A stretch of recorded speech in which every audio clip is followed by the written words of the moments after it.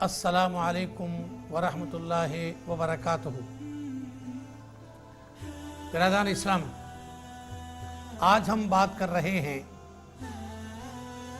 नमाज तरावीह के बारे में।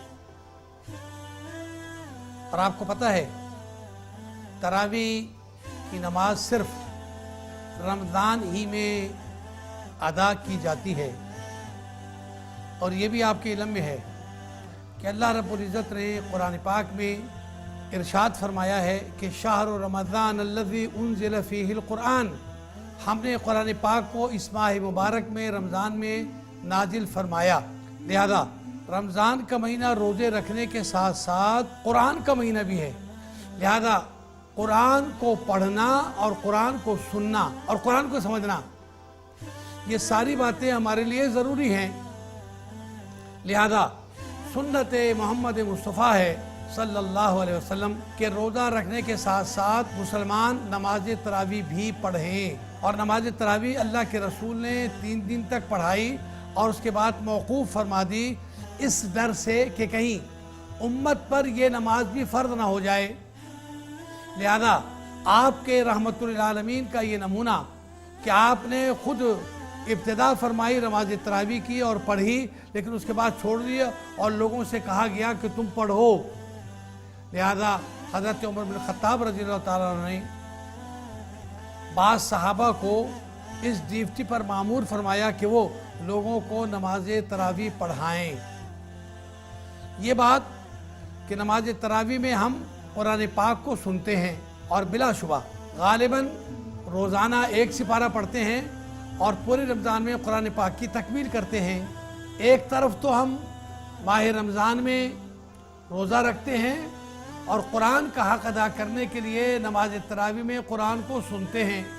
और अब तो बड़ा अच्छा स्टैंड शुरू हो गया है कि नमाज तरावी पढ़ाने के बाद नमाज तरावी के बाद पढ़े हुए सिपारे का मुख्तसर सी तफसीर और बयान ज़िक्र किया जाता है, ताकि हमें पता चले कि हमने आज तरावी में जो आयतें सुनी और पढ़ी हैं उसका मफ़हूम और मकसूद ये है।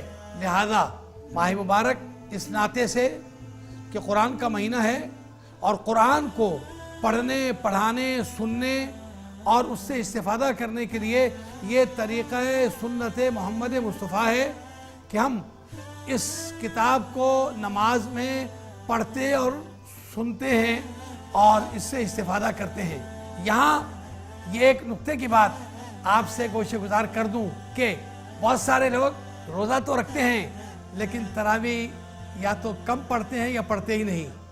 उसका नतीजा ये होता है कि वो रोज़ा रखने में थकते हैं। कहा मौलवी साहब, इसका क्या ताल्लुक़? इसका बहुत गहरा ताल्लुक़ है। पहली बात तो ये कि जब अल्लाह के रसूल ने तरावी को सुन्नत करार दे दिया और अमली तौर पर पढ़ा और सहाबा को उसकी तलकीन की, अब जो रोज़ा रखने के बाद इफ्तारी करके पेट भर के शरबत खा के, खजूरें खा के, फ्रूट खा के, खाना खा के बोझल हो जाता है, तो फिर वो अपने आप को संभाल नहीं पाता, बल्कि इस ग़िज़ा को हज़म करने के लिए उसे फिज़ियोथेरेपी, एक्सरसाइज की ज़रूरत होती है। तो बजाय किसी जिम में एक्सरसाइज करने के वो मस्जिद में आए और नमाज तरावी पढ़े तो उसका एक्सरसाइज हो जाती है, उठक बैठक हो जाती है और खड़े और रुकू और सुजूद और क़याम में बैठने से उसकी ग़िज़ा हज़म हो जाती है और वो सहरी के लिए हल्का फुल्का हो जाता है। तो सुभान अल्लाह, तरावी का एक फ़ायदा तो ये हुआ कि वनुनज़्ज़िलु मिनल क़ुरआनि मा हुवा शिफ़ाउन व रहमतुन लिल मुमिनीन, हमने कुरान में अहले ईमान के लिए वो कुछ उतारा है जो उनके लिए रहमत और बरकत का सबब है। ज़ाहिर है हम कुरान को सुनेंगे, कुरान को पढ़ेंगे, कुरान को समझेंगे तो बरकत और रहमत नसीब होगी। और तरावी इसका सबसे बेहतरीन ज़रिया है। और फिज़िकली भी डॉक्टर हज़रात बताते हैं कि जब तक आप खाई हुई ग़िज़ा को हज़म नहीं कर लें, दूसरी ग़िज़ा नहीं खानी चाहिए और चंद घंटे बाद सहरी हो जाती है। लिहाजा ज़रूरत है इस बात की कि हम रोज़ा रखने के साथ साथ पाबंदी से नमाज तरावी भी पढ़ें और इंशाअल्लाह इस नमाज की रूहानी और बदनी फ़वाइद हासिल करने के लिए इस नमाज को सुन्नत के मुताबिक अदा करें और अल्लाह ताला हमें ये तौफ़ीक़ देगा। और वमा तौफ़ीक़ुना इल्ला बिल्लाह والسلام علیکم ورحمۃ اللہ وبرکاتہ۔